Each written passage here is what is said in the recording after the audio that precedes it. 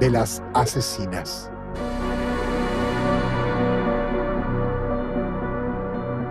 Si hubieses sido una de las víctimas de El Club de las Asesinas, lo último que hubieses visto es a tu querida esposa mientras te retuerces de dolor en el piso pidiéndole ayuda. Desde allí podrías observar sus pies descalzos. Levantarías una mano hacia ella notando, con mucha sorpresa, que en vez de ayudarte, ella sonríe. Sí, con su inconfundible sonrisa de felicidad. Pero un instante después ya no verías más nada, solo oscuridad. Que en paz descanses.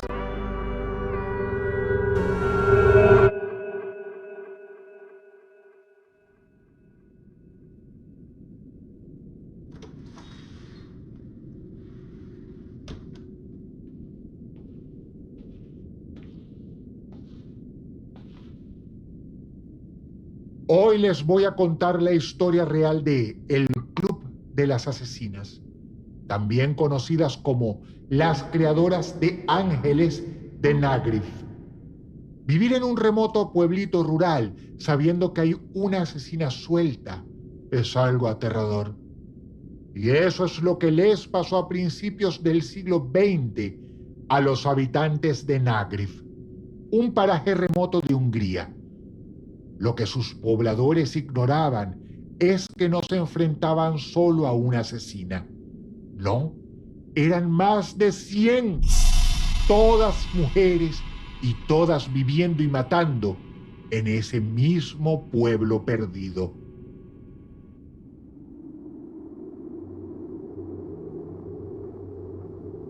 En invierno, los campos del pequeño pueblito de Nagrif se cubren de nieve. En verano, el sol raja la tierra.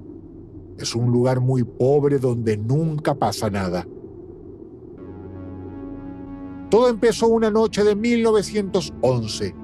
La señora Takacs corría por las calles desiertas del pueblito. Estaba llorando.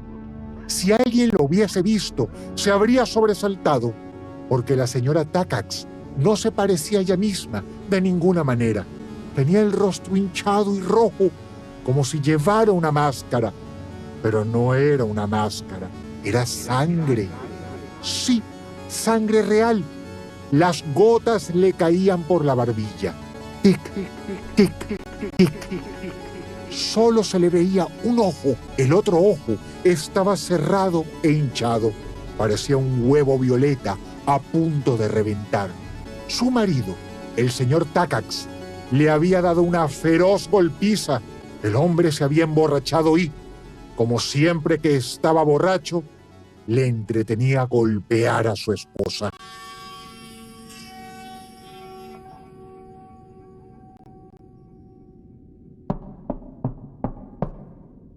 La mujer llamó a la puerta. Abrió Julia Fasecas, la partera del pueblo. Fasecas, claro, no la reconoció. Al principio pensó que estaba ante un espectro, un demonio. Así de mal había quedado la señora Takacs tras la golpiza. Una vez que dijo su nombre, Fasecas la invitó a entrar y atendió sus heridas. Las dos mujeres se quedaron hablando un rato largo junto al fuego. La señora Takacs no quería regresar, tenía miedo, pero a la vez sabía que tenía que regresar. No tenía otro lugar a donde ir. Así eran las cosas para las mujeres en ese pueblo. La violencia contra ellas tampoco era algo inusual. Más bien todo lo contrario. Julia Fasecas le dio a la pobre señora Takacs unas pastillas contra el dolor y le dijo también que tenía un remedio definitivo para las golpizas. Entonces le mostró un frasquito muy pequeñito y lo apoyó sobre la mesa. En su interior brillaba un líquido turbio. Fasecas le explicó que era arsénico, un veneno que, aseguraba, era imposible de ser rastreado en el cuerpo. El arsénico es uno de los venenos más usados en la historia, tanto que llegó a conocerse como el matarreyes en la Edad Media y como el polvo de la herencia en el siglo XIX. Fasecas señaló el veneno y dijo a la señora Takacs que podía llevárselo si quería. Unos minutos después, Takacs regresaba a su casa. Se había llevado el frasquito de arsénico por las dudas. Realmente no sabía si iba a usarlo. No podía pensar mucho, solo podía pensar en su marido. Apretaba el frasquito dentro del puño, como quien se aferra a un talismán.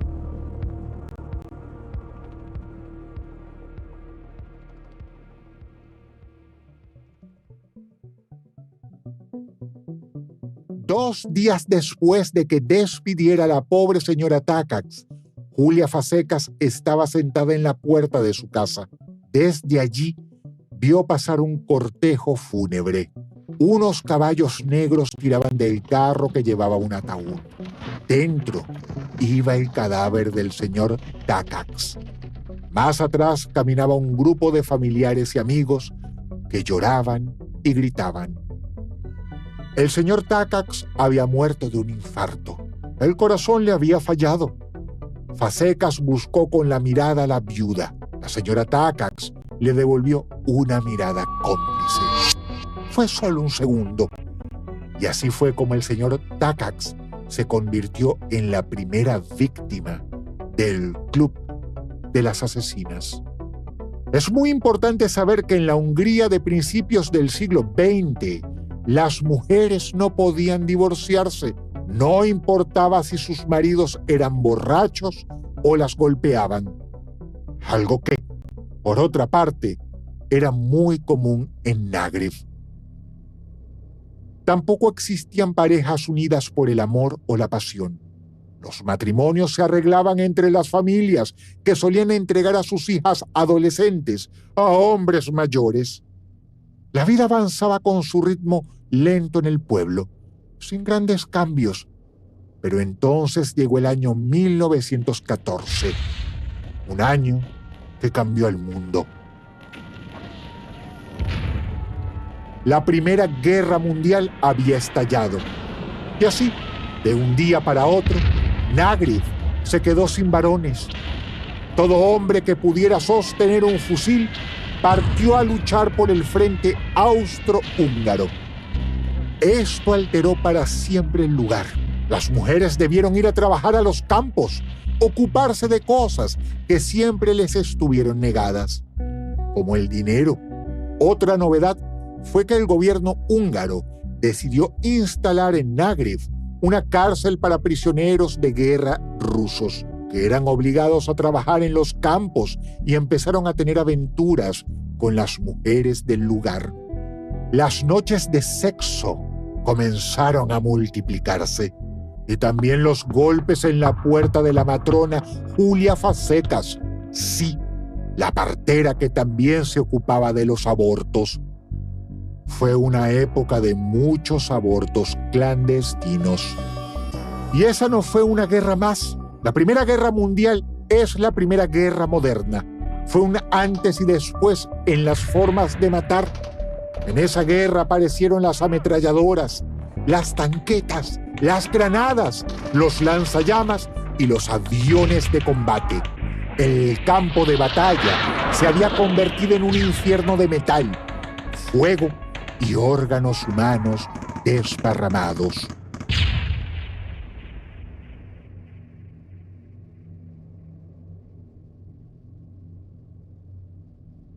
En ese mundo vivían los combatientes de Nagreb, soñando con regresar a casa, y un día, en 1918, su deseo se cumplió.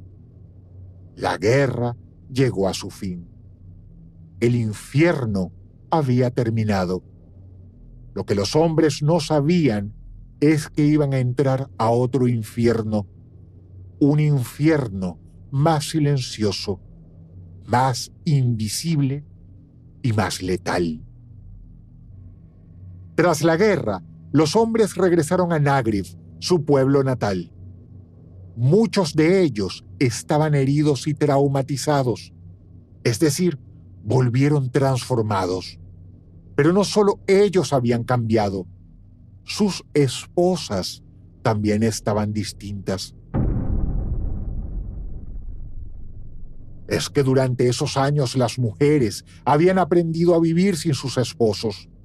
Fueron años de manejar las granjas, el dinero y vivir una libertad sexual radical. Y era algo a lo que no querían renunciar. Pronto los conflictos domésticos empezaron a multiplicarse. Volvieron las golpizas y también los golpes a la puerta de la señora Julia Fasecas. Ahora el tema de consulta no era cómo deshacerse de bebés no deseados, sino de sus maridos. Y así fue como Julia Fasecas comenzó a venderle botellitas con arsénico a las esposas desoladas que la visitaban. Hombres jóvenes y sanos empezaron a morir uno tras otro en Nagrif. El club secreto de esposas dispuestas a exterminar a sus maridos se extendió tanto que la señora Fasecas tuvo que poner reglas.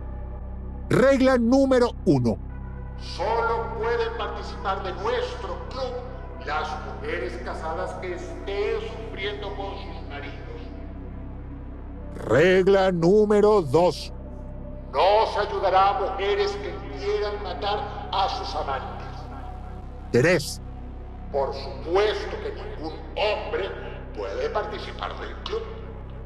4. Está prohibido matar mujeres o niños. Regla 5. La última y más importante de todas. El club es secreto. Nadie fuera del círculo debe enterarse, ni siquiera mujeres solteras, mucho menos las que sean felices en sus matrimonios.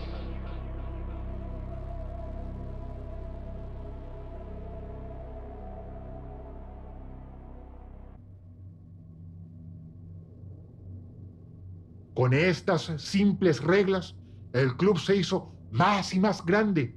De hecho, el club creció tanto que Fasecas necesitó ayuda. Y así es como Susi Olá entra en esta historia. Olá había envenenado a su primer marido cuando ella tenía tan solo 18 años. La misma suerte corrió su segundo marido. Era una mujer decidida. Pero la señora Olá tenía otra ventaja para convertirse en la vicepresidenta del club. Su yerno era el único forense de Nagrif y estaba dispuesto a ayudarlas a cambio de dinero. Así fue como toda muerte por envenenamiento fue informada como muerte por ataque cardíaco, cirrosis, ahogamiento, accidentes y otras causas. Con los servicios del forense se cerraba el círculo de un crimen perfecto. Tan perfecto que ni siquiera se veía como un crimen. Pero claro, no solo el círculo de asesinas crecía, también el cementerio y el miedo de la comunidad. Tantos hombres muertos. La gente buscaba una explicación. Un fuerte rumor comenzó a escucharse en bares, campos y proveedurías. Llegaron a la conclusión que se trataba de un espíritu maligno. Los hombres jóvenes ya no querían casarse. Casarse era casi como meterse dentro de un ataúd, y nadie quiere ocupar uno. Pasaron los años y el círculo de las creadoras de ángeles creció todavía más y también se descontroló. Ya nadie respetaba las 5 reglas que había escrito Fasecas. Sus integrantes no solo mataban maridos golpeadores, también caían madres y padres con el fin de cobrar herencias. maridos aburridos, parientes molestos y hasta hijos desobedientes. ¿Cuánto tiempo duró esta locura? Años.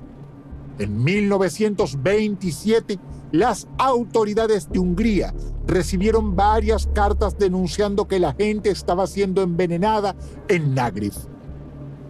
Esto motivó que un grupo de policías viajase al pueblo. No encontraron nada sospechoso y se marcharon. Fue recién en 1929 cuando tomaron las cosas en serio. ¿Por qué? Porque Hungría hizo un censo de toda su población. Allí, las autoridades vieron un dato que los sorprendió. La tasa de muerte del pequeño pueblito de Nágriv era la más alta del país. Algo empujaba prematuramente a sus habitantes a la tumba.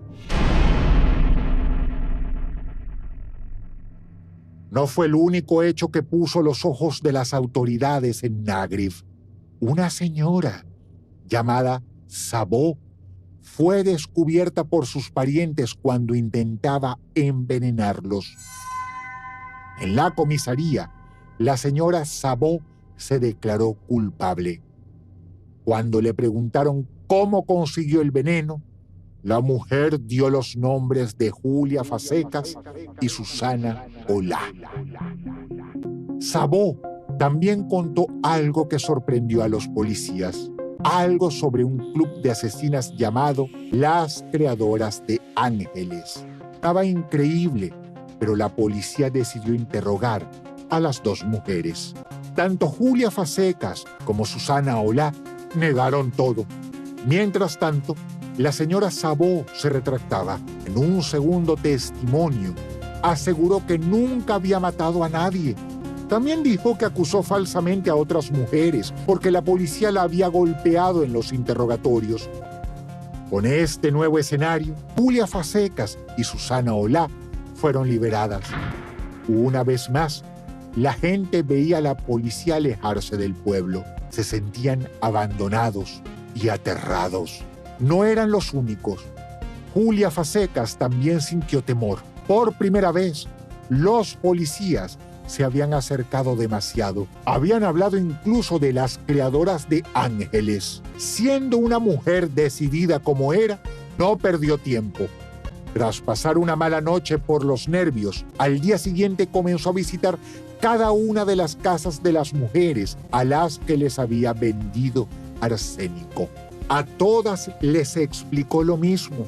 Las creadoras de ángeles debían detenerse. Había que dejar de matar, al menos hasta nuevo aviso. También les dijo que si la policía se comunicaba con alguna de ellas, debían negar todo. Al caer el sol, Julia Fazekas caminó por el camino de tierra que llevaba a su casona. Fazekas se detuvo frente a su puerta, miró a su alrededor y suspiró. El viento movía los arbustos. La noche caía otra vez sobre los habitantes de Nágriv. Esa noche, la partera podría volver a dormir tranquila. Pero lo que Fazekas no vio era dos siluetas que se escondían entre los arbustos. A la mañana siguiente, llegaron noticias que volvieron a asustar a Fazekas. Balint Sordas, una integrante del club, había viajado a Budapest para consultar a un amigo químico de extrema confianza.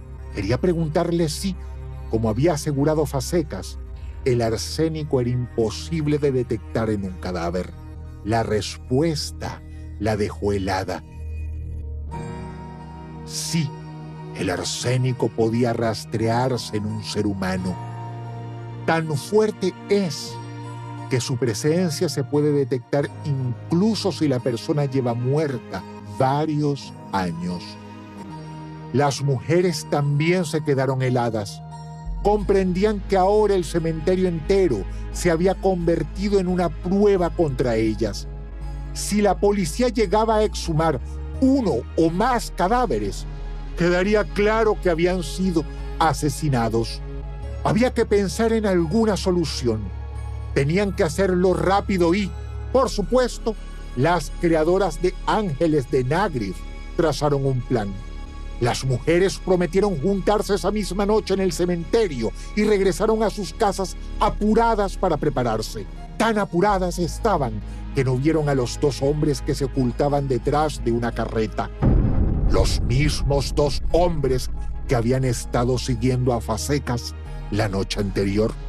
E incluso antes la habían seguido siempre después del primer interrogatorio.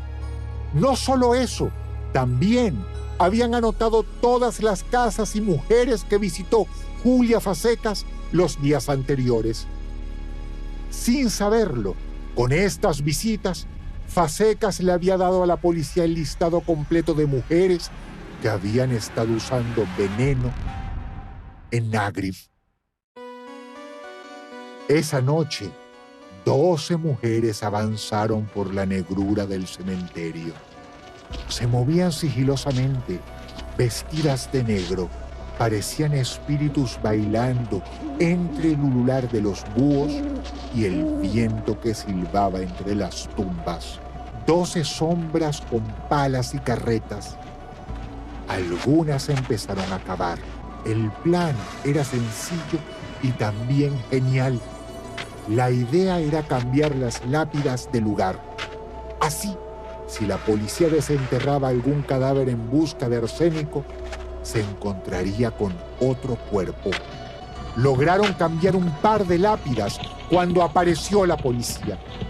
Algunas intentaron escapar, pero estaban rodeadas. Los policías no venían solos. Traían médicos y científicos que se pusieron a trabajar en ese mismo momento. Entre todos, desenterraron el primer cajón. Un policía clavó una barra en un costado. Empujó y la tapa crujió. El hombre aumentó la fuerza y la tapa cayó a un costado. Los policías y los médicos se asomaron. No esperaban lo que vieron. Estaban asombrados. Bajo la luz de la luna se veía el cuerpo de un hombre. Llevaba varios meses bajo tierra, tantos que la piel se había contraído, haciendo que el cabello y las uñas parecieran más largas. Los labios también se habían resecado, dejando a la vista unos dientes enormes como una sonrisa grotesca. La piel se había desprendido de las manos. Los huesos de las puntas de los dedos las habían atravesado como si fueran guantes. Pero nada de esto sorprendió a los policías, ya que eso es lo que ocurre con la mayoría de los cadáveres tras mucho tiempo. Lo que los asombró fue que el muerto tuviera una botellita con arsénico a su lado. Así descubrieron una práctica común del Club de las Asesinas para descartar la evidencia. La enterraban en el ataúd junto a sus víctimas. De los 50 cuerpos exhumados esa noche, 46 tenían rastros de arsénico. 100 viudas fueron arrestadas. En el juicio se conocieron más detalles. El arsénico, por ejemplo, lo extraía Fazekas de un insecticida que se vendía en aquella época. Un boticario contó que esos años vendió más botellas de ese insecticida en Nagrif que en toda Hungría. ¿Por qué lo hizo?, le preguntó el juez a María Sendi, otra de las acusadas de envenenar a su marido. Ella contestó que es terrible la forma en que los hombres tienen todo el poder. Así había empezado todo. Lo que se inició como una serie de actos contra la violencia de los maridos derivó en una matanza indiscriminada. ¿Quieren saber lo que dijo Julia Fazekas durante el juicio? La respuesta es nada. Absolutamente nada. No emitió palabra. No podría haberlo hecho, ya que nunca pisó el estrado. Si hubiera sido Julia Fazekas, lo último que hubieses escuchado serían unos golpes violentos llamando a tu puerta. Lo último que hubieses hecho sería abrir una botellita de arsénico y tomártela entera. Lo último que hubieses visto sería la policía entrando a tu casa.